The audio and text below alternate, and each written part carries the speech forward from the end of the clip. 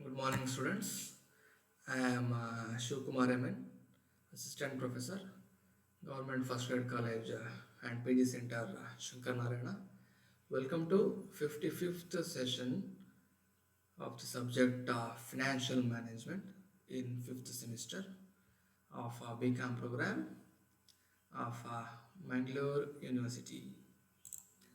In this session, under the topic Time Value of Money, we are going to discuss some problems on perpetuity as a subtopic.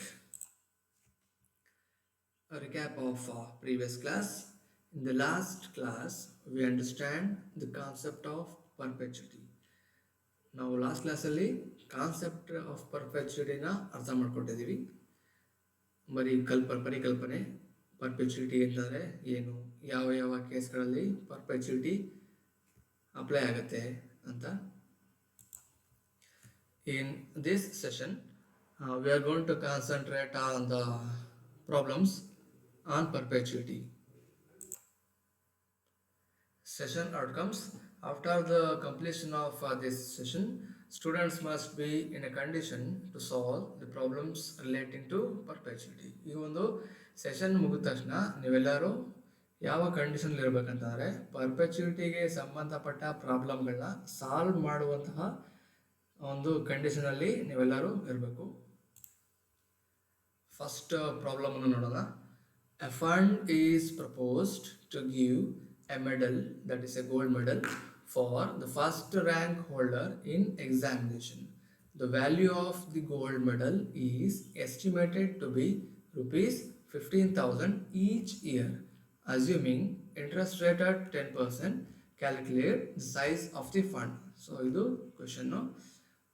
ಕ್ವಶನ್ನ ಸ್ವಲ್ಪ explain ಮಾಡೋಣ.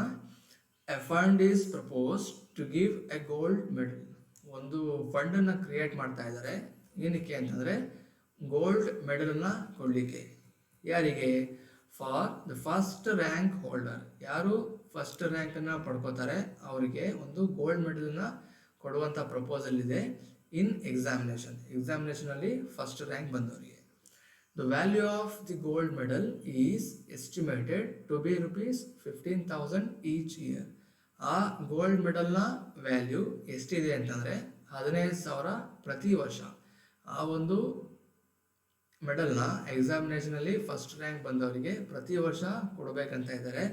ಆ ಒಂದು gold ಮೆಡಲ್ನ value 15,000 ಪ್ರತಿ ವರ್ಷ ಇದೆ. Assuming interest rate at 10%, calculate the size of the fund. ಒಂದು interest rate 10% ಬರೋ ರೀತಿ ಅದನ್ನು ಇನ್ವೆಸ್ಟ್ ಮಾಡಿದ್ರೆ ಎಷ್ಟು ಅಮೌಂಟನ್ನು ಇನ್ವೆಸ್ಟ್ ಮಾಡಬೇಕು. ಪ್ರತಿ ವರ್ಷ ನಾವು ಇಂಟ್ರೆಸ್ಟ್ ರೂಪದಲ್ಲಿ 15,000 ರೂಪಾಯಿ ಅಮೌಂಟನ್ನು ಪಡ್ಕೊಬೇಕಂತಂದರೆ ಎಷ್ಟು ಅಮೌಂಟನ್ನು 10%ಅಲ್ಲಿ ಇನ್ವೆಸ್ಟ್ ಮಾಡಿದ್ರೆ 15,000 ರೂಪಾಯಿ ಬರುತ್ತೆ ಅನ್ನೋದನ್ನು ಕ್ಯಾಲ್ಕುಲೇಟ್ ಮಾಡಬೇಕು. ಸೊ ಸೊಲ್ಯೂಷನ್ ನೋಡೋಣ. Formula P equals A divided by R. So perpetuity find out ಮಾಡಲಿಕ್ಕೆ ಫಾರ್ಮುಲಾ ಇದು. ಎ ಆಲ್ರೆಡಿ ಪ್ರಾಬ್ಲಮಲ್ಲಿ ಕೊಟ್ಟಿದ್ದಾರೆ. ಎ ಎಷ್ಟು ಅಂತ 15,000 ಪ್ರತಿ ವರ್ಷ ನಮಗೆ 15,000 ರೂಪಾಯಿ ಅಮೌಂಟು ಬೇಕು. Next R. According to the problem rate of interest is 10%.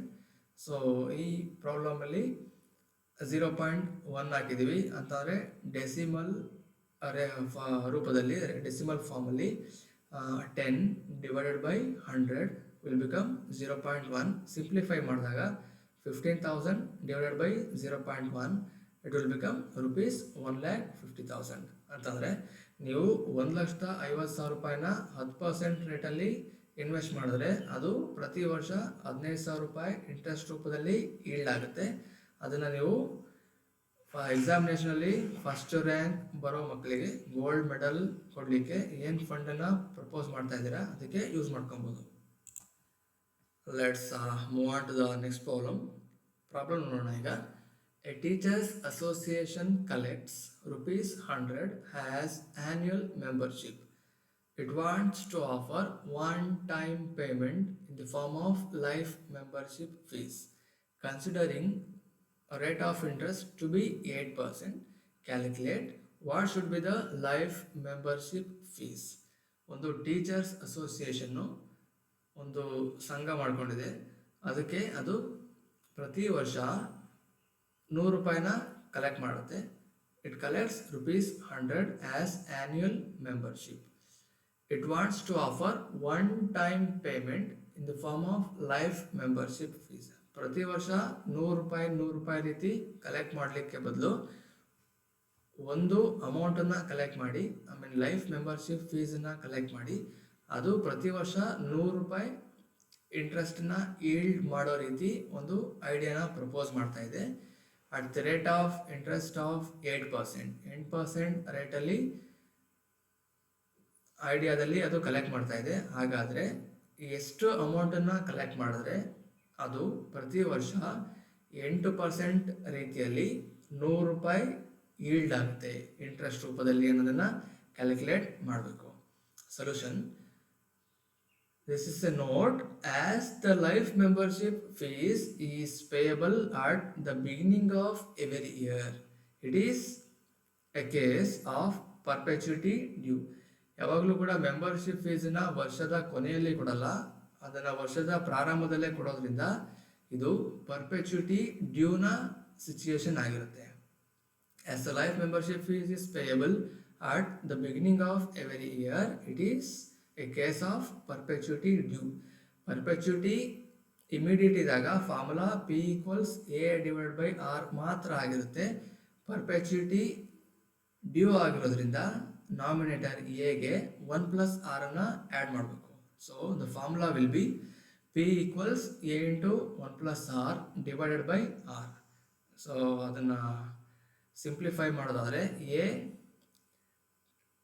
100 into 1 plus R 0.8 means 0.08 divided by 0.08. 8 divided by 100 0.08. So simplify ಮಾಡಿದಾಗ you will get ₹1,350. So it means if you invest ₹1,350 at the rate of 8%, it will going to yield ₹100 every year. So there is no question of annual membership if a member invests ₹1,350 as life membership fees. It will be sufficient. Thank you for watching.